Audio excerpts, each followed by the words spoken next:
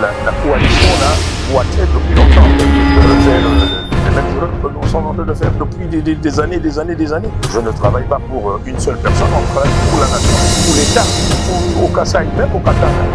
Il y a des points où il y a une pauvreté incroyable. C'est pourquoi nous devons travailler. Et le principe est que nous devons tout faire pour ramener la paix et la tranquillité à l'est de notre pays.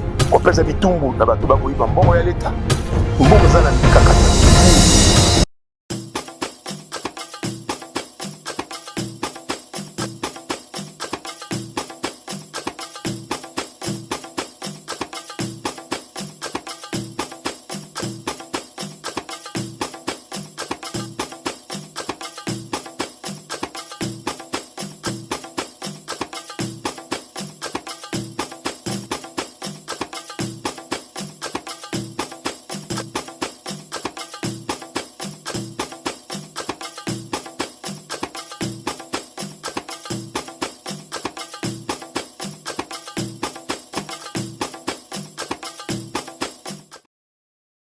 Que dites-vous par rapport à cette nomination? Est-ce que le président a violé la Constitution ou le président a bien fait son travail? Votre analyse? Ça, je l'avais dit depuis longtemps. Hein. Ils ont signé ces ordonnances au mois de juillet. Et j'étais parmi les tout premiers qui avaient dit que ces ordonnances violaient la Constitution. C'est clair, c'était clair dans ma tête. Et voilà. Parce que, pour deux raisons simples.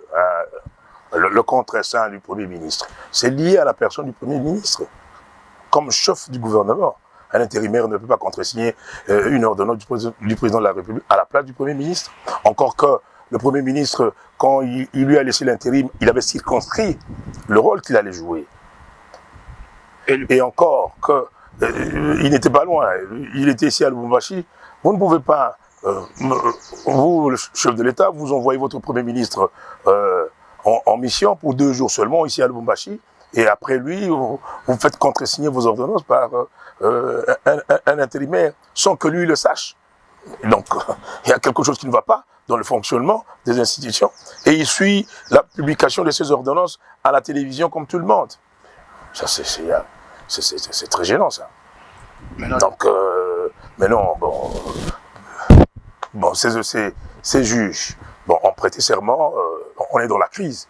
Et c'est pourquoi d'ailleurs le président lui-même a remarqué effectivement qu'on était dans la crise. Nous l'avions déjà dit, nous, hein, le groupe informel G13, que la coalition là boitait depuis longtemps. Maintenant, ça a sauté aux yeux de tout le monde.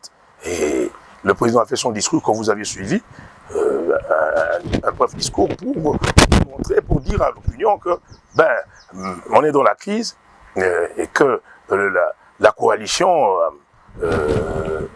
a pris fin, et que maintenant il va consulter d'autres personnalités pour refaire une autre éventuelle coalition plus élargie, ou comment, je ne sais pas comment il va s'y prendre, mais voilà. D'accord, Son Excellence. Son Excellence, quelle est votre proposition de sortie de plan de crise? Moi, je n'ai pas de proposition. Là, vous savez, toujours, on dit, chaque fois, plan de sortie de crise. Mais pour dénouer la crise, il faut revenir au texte. Il faut respecter strictement et rigoureusement la Constitution et les lois de la République. C'est là la véritable sortie de crise. Si tout le monde est conscient que, on avait violé la Constitution, on avait violé certaines lois, et que, vous l'acceptez, on peut réconsidérer les choses. Ou on peut continuer, parce que, on est en politique, on aborde les choses dans tous les prismes. Mais alors, il ne faut pas refaire les mêmes erreurs que nous sommes en train de faire depuis des années. Il y a un problème, le non-respect des textes. Quand on parle de l'état de droit, même celui qui n'a pas fait le droit, il sait que l'état de droit, c'est le respect des textes. Il n'y a pas une autre définition. C'est le respect strict des textes qui régissent, qui gouvernent l'État. Et voilà. Donc, maintenant, sortie de crise, le président, il va consulter les gens. Qui il veut, ils vont donner leurs idées, et puis on va voir comment on va évoluer. Oui, Excellence. Maintenant, la consultation que le président Félix avait parlé lors de son adresse, son adresse passée, la consultation aux acteurs politiques et sociaux. Maintenant, certaines personnes disent que non, cette consultation-là fait peur au camp FCC. Pourquoi? Pourquoi ça doit faire peur?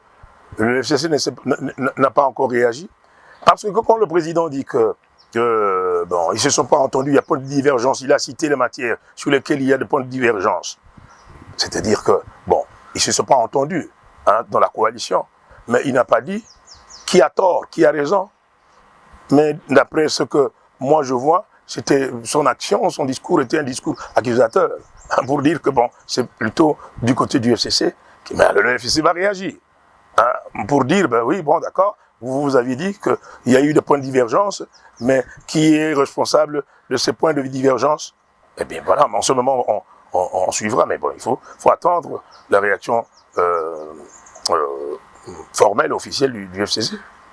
Là, maintenant, on peut dire que dans votre coalition, c'est une coalition hypocrite, parce qu'il n'y a pas de sincérité. Mais moi, je sais ça, je l'ai dit depuis longtemps. La coalition, elle était devenue bancale depuis longtemps. Ils ne regardaient pas dans la même direction, c'est clair. Parce que les membres de FCC, vous avez tous suivi le mot d'ordre de votre autorité morale de ne pas participer lors de la nomination, la manifestation du manifestant. C'était une question de conscience personnelle. Mais nous avons... Ah oui, mais non, moi on ne m'obligate pas. Mais quand je réfléchis, j'évalue, je dis j'agis ou je ne dis pas. Mais nous avons vu la présence de votre collègue, honorable Pius Mabilou, qui est le ministre de l'urbanisme. Il était là présent, mais ça crée des problèmes. Pourquoi? Pourquoi ça doit créer des problèmes? Parce que maintenant, là, on voit que non, le député Pius Mabilou veut maintenant rejoindre le camp Cash. Pas nécessairement, pourquoi? Pas nécessairement. Il peut, bon, pour des raisons qui lui sont propres, aller à la prestation de serment et rester toujours membre du FCC. Au FCC, il y a quand même la démocratie. Il y a des courants, il y a des gens qui réfléchissent selon leurs convictions personnelles. Une grande nation comme... Et puis bon, ce terme-là, le mot d'ordre, là, quand on dit mot d'ordre, ce sont des termes inappropriés en démocratie. On n'est pas dans l'armée. Mot d'ordre, cela veut dire quoi? Parce qu'un de vos collègues aussi, Daniel Safou, qui avait parlé que nous sommes dans une nation autorité morale. Mais comment?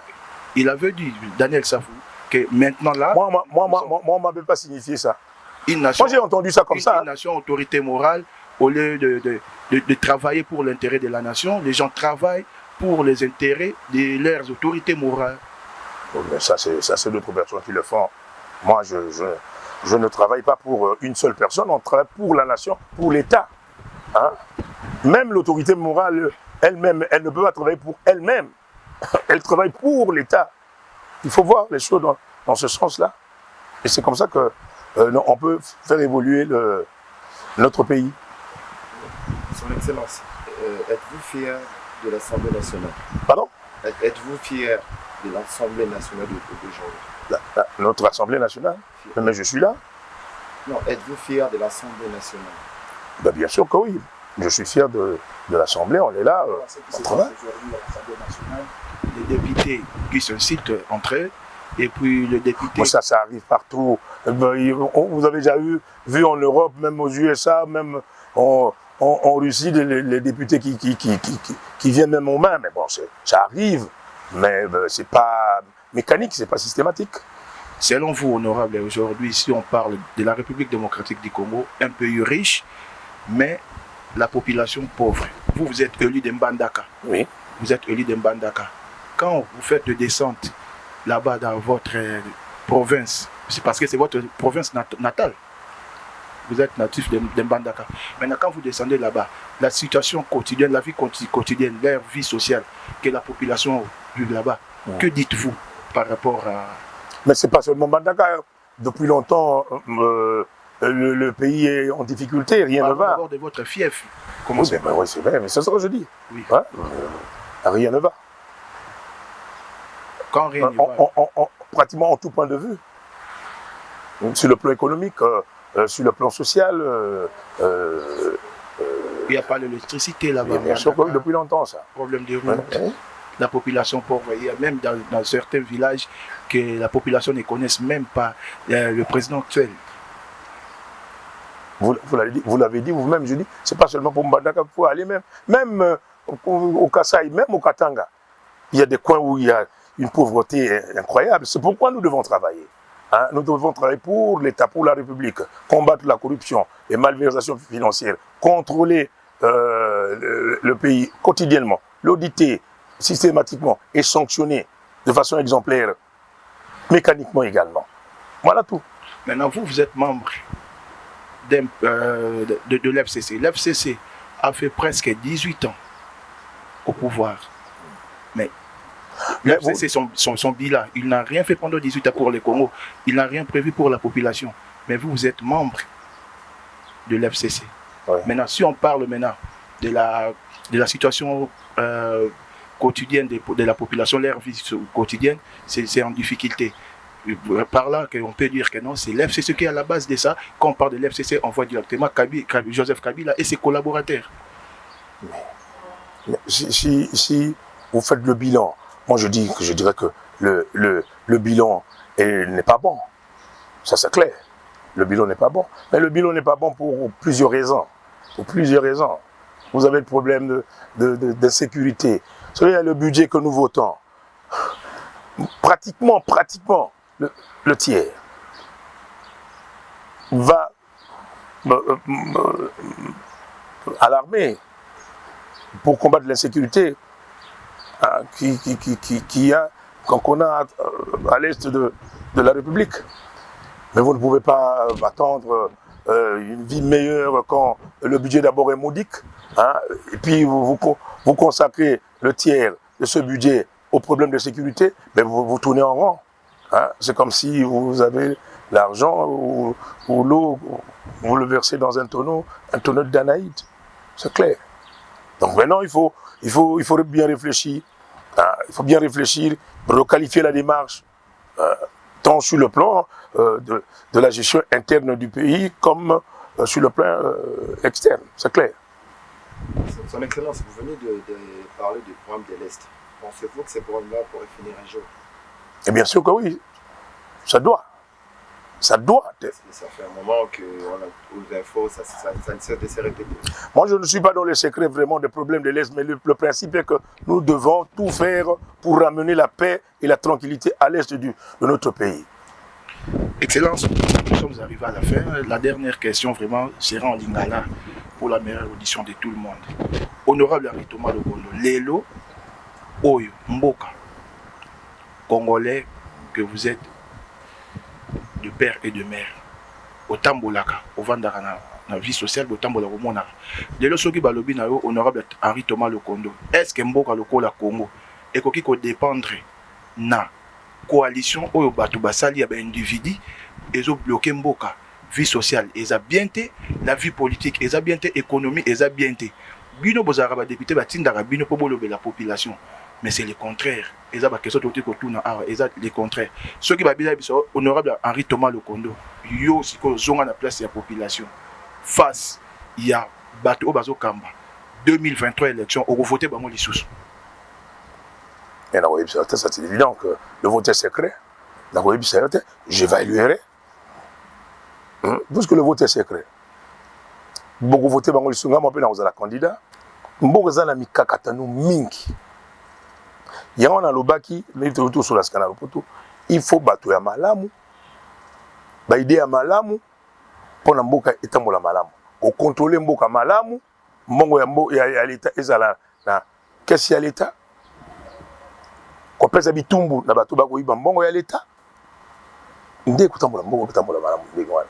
Non. Bato on voter oyo te mais moto wana programme là to voter sur base à programme ezato président de la République ozali candidat ou bien naza candidat président de la République ou bien même naza candidat député na koyebisa la population oyo nga naza o naza kotala et c'est sur base il y a programme moto que population a voter oyebi que population congolaise c'est quoi population mboka na biso a commis très politique azama na bato batanga mingi te akoyeba komona bino moto oyo oui azana mbongo mingi lobaka mingi tout ce que vous voulez mais akokana moto kuna mosulte moto malamu nde kuna bayebi komona bango bazobate peuple aza komona lokolo biesko peuple akomona pasi na pasi wana ako réfléchir ako solo pe na bato nga solo loka na mosu na personnel domestique na ngai awa so tuni bango ka mbuta mutu boni peuple alobini ko kama ko alobana yo kama alobana yo ba réflexion ça ako salela yo ezate ko yoka ngolelo yoka ngope ba mbule mais ali makambo na yo na ngai na bato so ça qui na pouvoir bino FCC est-ce que ba nebe ko komisa yango mais bon enfin na ebite so banda ko la pe ba débat na biso na assemblée moi je dis ce que je pense au salimo on li kamalam la biso malam au salimo au salimo malam te puisque ko maman il y a province nanga qu'est-ce qui est fait là-bas il y a rien absolument rien il y a absolument rien nzele zalité ba hôpital malamu te ba classe au banque na ba mboka na ba périphérie wana na banganda na banini monde bana ba kutanga kuvanda na mabele na banini c'est catastrophique on les a maman kumbate maman kukosa te so moto lobino le contrat la kosio même comme ici même na Kinshasa place de na Kinshasa on mona te talaka ba bala nigi beba hein muinda siko mamba be basnel otolo bate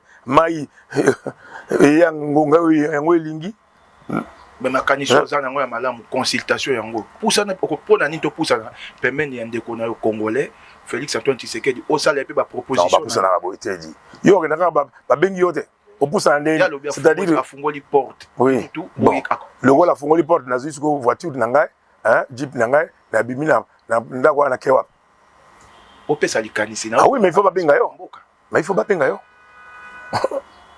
il faut pas benga yo yende moto alobi ako consulter alobi ako consulter bongo yo bimika bobi bonga pe nazali wana benga ngai non mais aux après ceux qui va benga okende nga dialogue na lobango toujours la politique dialogue entretien entrevue qualifier ça comme bolingi ezali une vertu il faut ko solo là so moto bengi yo ko solo ko boyete yo boya pour moto bengi yo na ndinga politique azala moto majorité et azala moto opposition bengi yo bon voilà to solo yo boya du coup boy pourquoi non okenda okoyo kaye hein okoye bisaepe oyo za ko kanisa oyo za ko kanisa so boyo kani so pe boyo kani te on mi beti penso to na bon otiki na makanisa mais dialogue un consolo là, ils ont m'embêté en politique. À tout moment d'ailleurs.